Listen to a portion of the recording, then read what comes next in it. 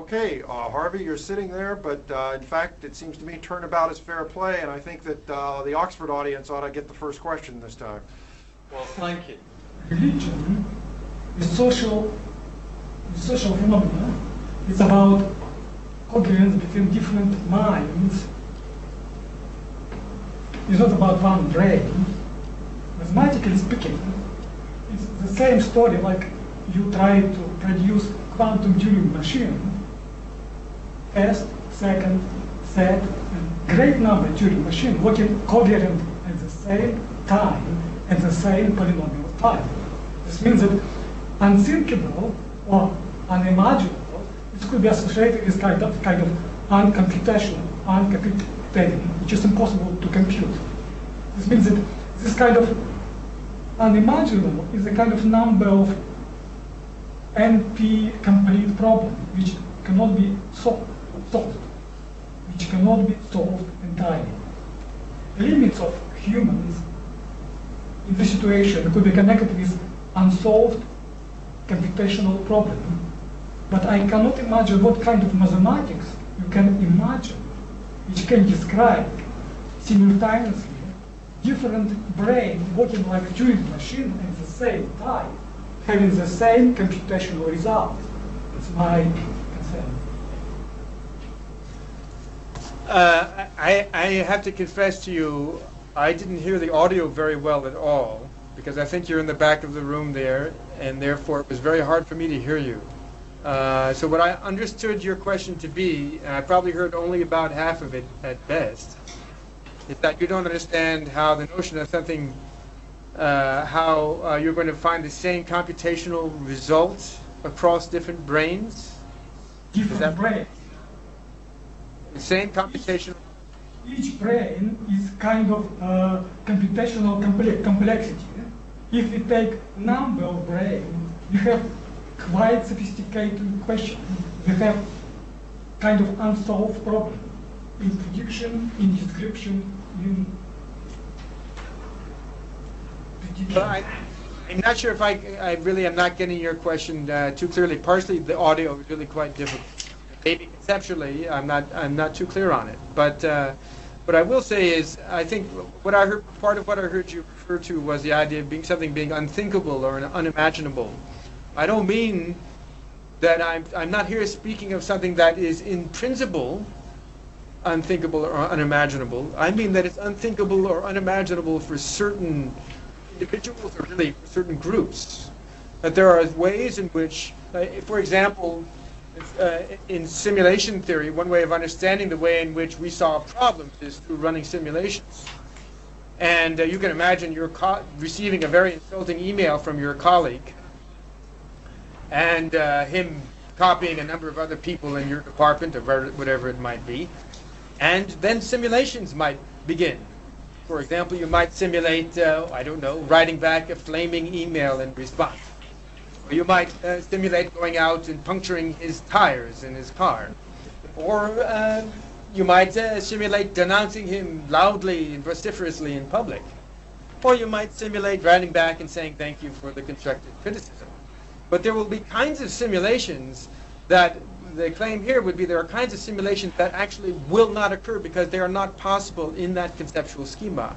That there are limits on that conceptual schema which makes those simulations impossible. And they have to do with the simulation space in which the simulations are being run. So, for example, you probably as part of your simulation, you're not going to think, well, you're going to pick up your lightsaber and walk out the door and chop his chair into little bits. Because presumably you're not working in a simulation space in which you have a lightsaber, to use a Star Wars metaphor. So the idea of something being unimaginable or unthinkable is set by the simulation space, which we can think of as being a kind of meta-narrative in which the simulation runs. I see religious practice, I see in general religious traditions as very much caught up in the creation of these kinds of simulation spaces. And I see religious practices as potentially, in many cases, simulations themselves, but also as playing a major role in setting the limits, in a sense, creating or setting the limits around the meta-narratives that constitute those simulation spaces. So that's my notion of being unthinkable. In terms of there being similar every human brain is different, no question. And in fact, when brains, as I understand it, and there's someone behind me who could probably answer this question much better than I can, one of my colleagues, Dieter Jäger. But as I understand it, even in many complex processes do not involve exactly the same neurons firing even in an individual brain. Different neurons can accomplish in a particular brain structure, can be involved at different times in what we perceive as, or what we measure as the same activity.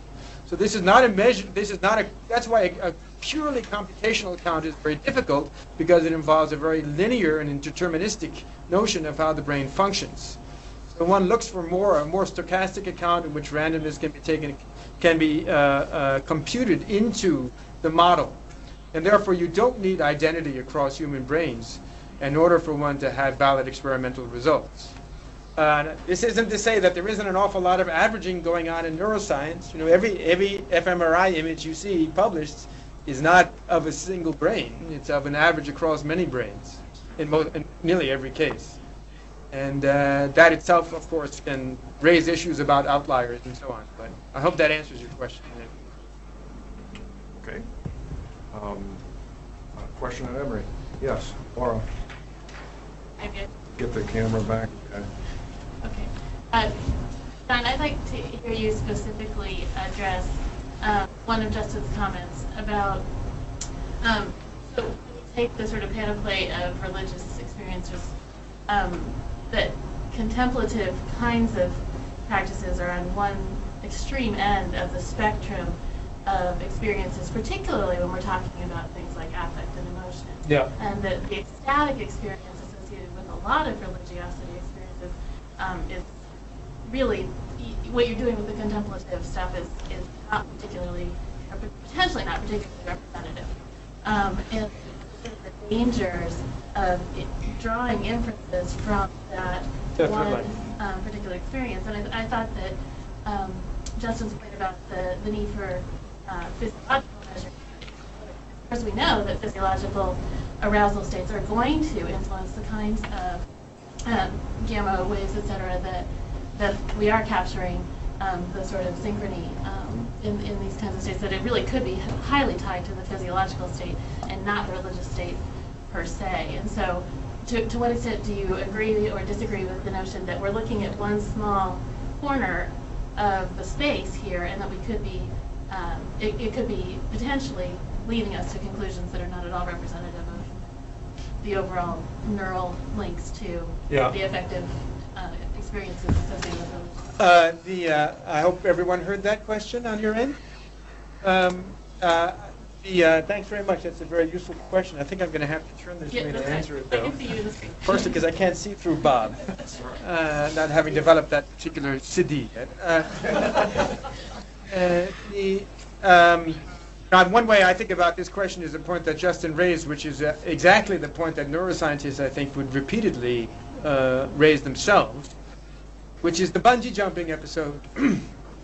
That is to say, there are lots of things that are about the periphery. There are lots of information that measures of the periphery, as neuroscientists call it. That is to say, blood pressure, respiration, and so on, skin conduction, that are very useful and that can correlate to various states of the organism.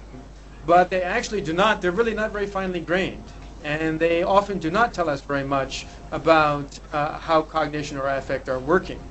And so the claims, especially I would say about affective neuroscience, is that we can learn quite a lot about, for example, the physiology of fear that we could not possibly reproduce simply by using peripheral measures. One of these would be the now somewhat controversial claim that we can be, that a fearful state can be induced just by flashing pictures that are not detectable, that one does not detect in cognition. Francis Pessoa, I believe is the name, has recently challenged this notion and actually says that a cognitive system is coming fully online in that context. But in either case, this is a notion in which we can detect, when persons would not themselves report that they are fearful, we can detect activity in the amygdala, which suggests that they are primed at least for fear, and that the peripheral measures don't give us that same degree of clarity. They also don't give us a sense of how the mechanism would operate. in terms of the extraordinary nature of contemplative practice, there's no question that it's not what the average practitioner engages in, and that's part of the point. What we want to look at, I think, in this case, are indeed the extremes, partially because they give us enough signal, but also because there are the cases in which the technologies, if you will, the human technologies of transformation and I have to say control, are most worked out. And by looking at those particular cases, these extreme cases in which these technologies of transformation and control have been worked out, we can then develop hypotheses that might apply more broadly. Now, this idea of some kind of phenomenal intensity, and I agree with Dr. Barrett, that's a somewhat fuzzy concept at the moment. It happens to map onto a Tibetan technical term in their tradition, but this idea of phenomenal intensity also is not the only way of talking about the impact of experience, and as Dr. Barrett pointed out, repeatability is also crucial. And it's quite possible that we can detect changes that occur through a practice that is done by an adept, for example, a compassion meditation practice, but it's also done widely within, let's say, the Tibetan tradition, and then develop a behavioral test that tests an hypothesis that comes from our effective neuroscientific findings. And actually, one of these might be relatively straightforward, would be which is being developed right now, actually, is a reliable compassion scale that's a self-report measure. That simply we can look for correlations between the degree of practice and the degree of result on the self-report scale of compassion. Unfortunately, there are no good compassion scales. I shouldn't say that because I know some people who have worked on some of them. I shouldn't say that. But let's just say we need some improvement. Can we edit that part out? We need some improvement in that area. Okay, thank you. I think, time for, there was an asymmetry last time in that there were 3 questions from Emory and 2 from Oxford, but this time the asymmetry will be in the Oxford favor. We'll let Oxford ask the last question. Thank you both. John. Thanks for your talk. You may have touched on this just in response to the last question when you mentioned priming and sort of these unconscious effects. My question revolves around when you talked about downward causation and also conscious states, sort of these phenomenology, and the phenomenology of these situations as being able to transform human beings in a way. And I'm just wondering, given that we've got a lot of literature in social psychology about how a lot of the causal work of cognition that's motivating our behaviors and judgments is actually unconscious, and that the phenomenology of so many of the self-reports in a lot of these experiments don't have very much to do at all with sort of the causal dynamics that the experimenters have isolated. To give you an example, Timothy Wilson is one of the main figures in social psychology working on this, wrote a book called Strangers to Ourselves. And one of the interesting experiments in the book is they lay out identical pantyhose on a table. They're all the same make and model, and they've identified an order, a certain preference effect that people tend to prefer items to the right. And they ask people in the stores why they preferred the one that they did, and it usually is the one on the right. And the people concoct these stories about superior knit, and sort of their experience of, well, this one just makes me feel a certain way, and they tell this sort of post hoc story that doesn't have anything to do with the reasons that are motivating their choice. So I'm wondering then that if the claim is that the actual conscious phenomenological experience that goes on in a meditative state or in any religious emotional experience, are we saying, how can we differentiate the notion that that is the cause of the transformation versus some sort of much more standard computational argument that our emotional systems respond to these stimuli in certain ways and trigger memory in these ways and trigger prosociality or antisociality in these ways, that to where consciousness never really comes into the equation? How would we tell the difference, and how would we go about doing that? Well, I think you tell experimentally. I think you could tell the difference experimentally, which is that you'd have to have an experimental design that would take account of that possibility. And you would actually try to create situations, for example, experimentally, in which that would involve perhaps deception, in which the subject believes a particular story that is given. And even you could do a mood induction in which there's a high degree of intensity, phenomenal intensity to the story, but that the particular behavioral task that you're doing or the training that you're doing, you expect to have hypothetically on your hypothesis an entirely different effect. So there you would have a sort of experimental design in which you get a pretty high, you try to induce a very high phenomenal state that would be of the kind that you'd expect to see some results from, and then see whether what would essentially be a subconscious or preconscious form of training, whether that is altered at all by that. That seems to me to be actually a pretty good idea. But part of what I'm saying here is not at all that there isn't lots of, that there are two things here, and I'll cover it quickly. One of them is the question of the reliability of first-person reports. And I think it's important to note that the claim in neurophenomenology is not that you can just take a naive subject and ask them, for example, why did you pick up the one on the right, and then they come up with some cockamamie story, which they do, right? And this is, of course, very familiar in religious contexts. And even, in fact, some of Dr. Barrett's work has noted this tendency to confabulate or to create stories when one is caught in some kind of contradiction. But rather that there's a specific kind of training of the subject, or either a front-loaded experiment, and I urge you to look at the Lutz 2002 article. My slides had references that weren't shown at the end, but either you front-load or use highly trained subjects who are trained in a particular phenomenological method that enables them to report more reliably on their experience, and that would have to be experimentally verified. But my other point here, the main point here, is not that we are trying to explain away other forms of conditioning, preconscious or unconscious learning, if you will, but rather that religious traditions, my general assertion here is that religious traditions have learned how to harness certain features of human cognition and affect. Some of them are going to be operating unconsciously and preconsciously, but some of them, and my argument is perhaps the most important ones, harness whatever it is that is harnessed when we have phenomenally reportable states. In other words, that there is a qualitative difference between, and also causal difference between a phenomenally reportable state in terms of its neuronal correlates and one that is preconscious or unconscious, and that the power of those phenomenal states may be something that is crucial to understanding the ways in which religions not only reflect innate structures of cognition, but transform structures of cognition in ways that can be salubrious or can be not so salubrious. I hope that answers your question. Yes, thank you. Okay, great. Thank you very much. I'm afraid time runs short.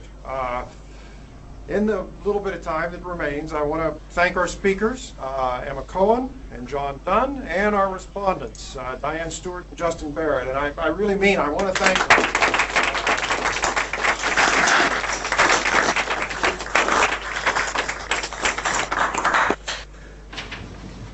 I also want to thank our audience members, both here at Emory University and at the University of Oxford, for their cooperation, their attention, and their lively engagement with our speakers. And finally, I also wish to express our sincere gratitude to the American Academy of Religion, to Jack Fitzmyer, and to the staff of the Academy for sponsoring this video conference, for addressing the many, many technical and logistical challenges that mounting such an event presents. I wish everyone here in America, there in the UK, a very good day. Thank you. Thank you, Robert.